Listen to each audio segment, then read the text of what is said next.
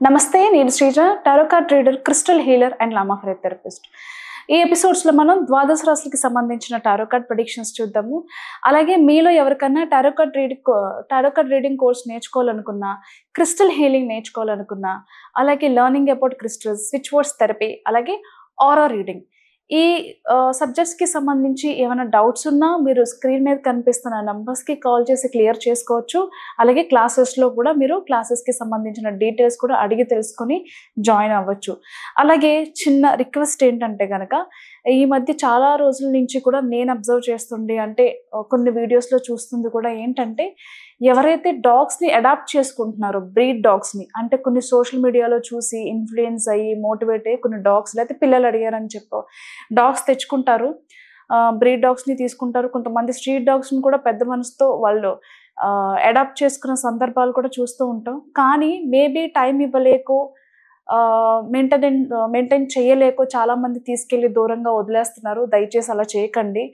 First మీ నుంచి ఏదైతే ఆ ప్రేమ కొద్ది రోజులు మీకు అలవాటు పడ్డాయో, మెంటల్గా చాలా స్ట్రగుల్ అవుతూ ఉంటాయి. అంతేకాకుండా ఫిజికల్గా వేరే స్ట్రీట్ డాగ్స్ ఏదైనా అటాక్ చేస్తే కూడా ఇబ్బంది పడే అవకాశాలు ఉంటాయి. కాబట్టి ఎవరైనా ఫామ్ హౌస్ లాంటివి, ఎవరికైనా డాగ్ అవసరం ఉంది అనే వాళ్ళు చాలామంది అడాప్ట్ చేసుకోవడానికి రెడీగా ఉంటారు, ప్రొటెక్షన్ కోసమైనా సరే. అలా అయినా చేయండి. అలాగే ఇంకొక రిక్వెస్ట్ ఏంటంటే కనుక, స్ట్రీట్ డాగ్స్ని దయచేసి అబ్యూస్ చేయకండి. స్ట్రీట్ డాగ్స్ అనే కాదు, ప్రపంచంలో ఏ యానిమల్ని కూడా ఫిజికల్ అబ్యూస్ చేసే ప్రయత్నం అయితే చేయకండి. మెంటల్ స్ట్రెస్ కూడా ఇవ్వకండి.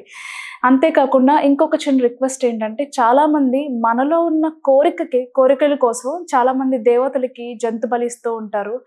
అది ఎంతవరకు కరెక్ట్ కాదు.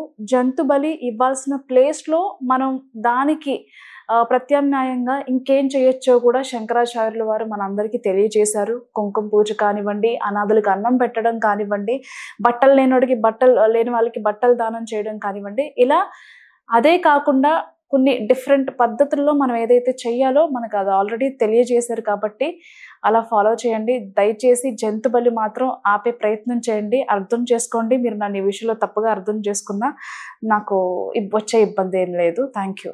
ఈ ఫలితాలు మనకి 23వ తారీఖు నుంచి 29 జూన్ వరకు కూడా వర్తిస్తాయి. మేషరాశికి సంబంధించిన టారో కార్డ్ ప్రెడిక్షన్స్ చూద్దాము. మేషరాశికి సంబంధించి మేబీ మీ రిలేషన్లో థర్డ్ పర్సన్ ఇన్వాల్వ్మెంట్స్ వల్ల కొన్ని సమస్యలు వచ్చే అవకాశం కనిపిస్తుంది. మేబీ డైరెక్ట్గా కావచ్చు, ఇండైరెక్ట్గా కావచ్చు. కొంతమంది ఇన్వాల్వ్మెంట్ వల్ల మీ రిలేషన్ అండ్ అది లవ్ అండ్ రిలేషన్షిప్ కావచ్చు, భార్యాభర్తల దాంపత్య జీవితంలో కానివచ్చు, ఇద్దరి ఫ్రెండ్స్ మధ్యలో కావచ్చు, ఫ్యామిలీ మెంబర్స్ ఎవరి మధ్యలోనైనా సరే, మరీ ముఖ్యంగా రిలేషన్షిప్లో ఒక థర్డ్ పర్సన్ ఇన్వాల్వ్మెంట్ వల్ల మీ రిలేషన్లో మనస్పర్ధలు వచ్చే అవకాశం కనిపిస్తుంది.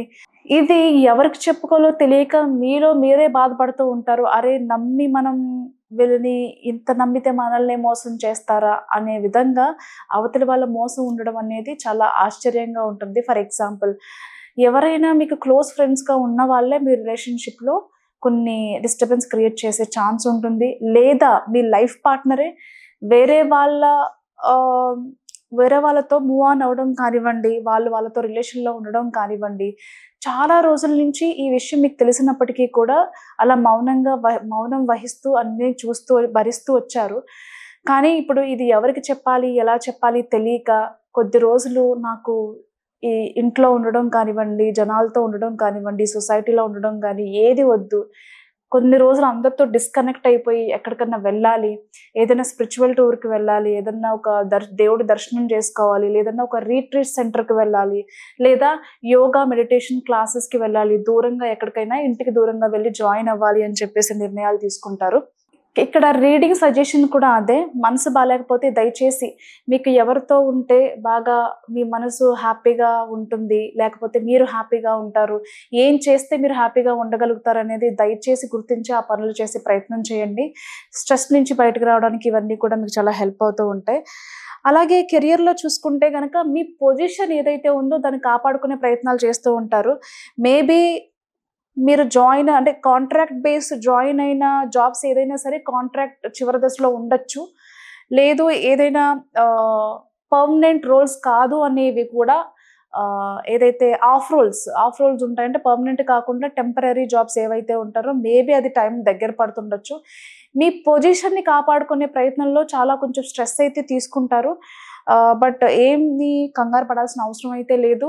విమెన్స్ అయినా, మెన్స్ అయినా సరే మీకు మళ్ళీ మంచి జాబ్ అవకాశాలొచ్చే అవకాశం కనిపిస్తుంది. అంటే మీరు చేసే జాబ్‌లో ఒక చేంజ్ అయితే కనిపిస్తుంది. ఇప్పుడు చేస్తున్న జాబ్ ఏదైతే ఉందో అది ఎండ్ ఆఫ్ ద సిట్యుయేషన్స్ వచ్చాయనే చెప్పుకోవచ్చు.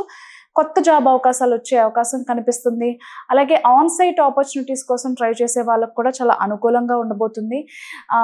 ఆడవాళ్ళకి కావచ్చు, మగవాళ్ళకి కావచ్చు. అంతే కాకుండా ఆగిపోయిన ప్రమోషన్స్ ఏవైతే ఉన్నాయో, అంటే చాలా రోజుల నుంచి ప్రమోషన్ వస్తుంది కానీ రావట్లేదు అనుకున్న వాళ్ళ ప్రమోషన్స్ ఏవైతే ఉన్నాయో, ప్రమోషన్స్ వచ్చే ఛాన్సెస్ కూడా కనిపిస్తున్నాయి. ట్రాన్స్‌ఫర్స్ కానివ్వండి, అలాగే సాలరీ ఇంక్రిమెంట్స్ కానివ్వండి, ఏదైనా సరే ఒక గ్రోత్‌కి సంబంధించి, ఒక పొజిషన్‌కి సంబంధించి, హైయర్ పొజిషన్‌కి వెళ్ళే ఛాన్స్ ఉంది. అంతే కాకుండా మంచి సాలరీ వచ్చే అవకాశం, అంటే కొత్తగా ఎవరైనా జాబ్ కోసం ట్రై చేస్తుంటే మంచి సాలరీతోనే ఆ జాబ్ వచ్చే అవకాశం కనిపిస్తుంది. అలాగే ఎవరైనా ఆల్రెడీ ఒక జాబ్ చేస్తూ ఇంకొక జాబ్ కోసం ట్రై చేసే వాళ్ళకి కూడా సాటిస్ఫైడ్ సాలరీతో జాబ్ వచ్చే అవకాశాలు కనిపిస్తున్నాయి. అంతే కాకుండా ఫ్యూచర్ కోసం ఆలోచించి మీరు తీసుకునే నిర్ణయాలు ఏవైతే ఉంటాయో ఇన్వెస్ట్‌మెంట్స్‌కి సంబంధించి, అది షేర్ మార్కెట్‌లోనైనా సరే, రియల్ ఎస్టేట్‌లోనైనా, ఎక్కడైనా సరే చాలా దూరం ఆలోచించి, ఫ్యూచర్ ఆలోచించి, చాలా మార్కెట్ అనాలిసిస్ చేసి మంచి ఇన్వెస్ట్‌మెంట్స్ కూడా చేయగలుగుతారు. అలాగే ఆన్ సైట్ ఆపర్చునిటీస్‌కి సంబంధించి కూడా గుడ్ న్యూస్ వినే అవకాశం కనిపిస్తుంది. ఏదైనా బిజినెస్ చేసే ముందు చాలా ఎంతూసియాస్టిక్‌గా అనిపిస్తారు. 20-30 ఇయర్స్ ఈ ఏజ్‌లో, ఈ బిట్వీన్ ఏజ్ ఉన్న వాళ్ళు కూడా చాలా ఎక్కువగా ట్రై చేస్తూ ఉంటారు ఏదైనా బిజినెస్ చేయాలని చెప్పి. ఎంత చేయాలనిపించినప్పటికీ కూడా పాసిబిలిటీస్ అనేవి చాలా అనుకూలంగా ఉండబోతున్నాయి. బట్ ద థింగ్ ఏంటంటే, మీరు అవతల పార్ట్నర్‌షిప్‌లో ఎవరితో అయితే బిజినెస్ చేయాలి అని అనుకుంటున్నారో వాళ్ళని ఒకసారి క్రాస్ చెక్ చేసుకోండి. అలాగే బిజినెస్‌కి సంబంధించిన డాక్యుమెంట్స్ కానివ్వండి, ఏదైనా ల్యాండ్ తీసుకుంటే ఆ ల్యాండ్‌కి సంబంధించిన డాక్యుమెంట్స్ కానివ్వండి, ఏదైనా సరే బాగా ఆలోచించి క్రాస్ చెక్ చేసుకున్న తర్వాత మాత్రమే బిజినెస్‌లో ఇన్వెస్ట్‌మెంట్ చేసే ప్రయత్నం చేయండి. అలాగే కోర్ట్ కేసెస్‌లో మీ ప్రమేయం లేకుండా, అంటే మీ తప్పు లేకుండా అన్నెసెసరీగా మీ మీద ఎవరైనా నిందలు మోపి మీ మీద కొన్ని కేసులు ఎవరైనా పెట్టినట్లయితే గనక దాని నుంచి కొంచెం ఊరట లభించే అవకాశం కనిపిస్తుంది. జడ్జిమెంట్ అనేది మీకే అనుకూలంగా వచ్చే అవకాశం కనిపిస్తుంది. మీకు న్యాయం జరిగే అవకాశం కూడా కనిపిస్తుంది. All the best.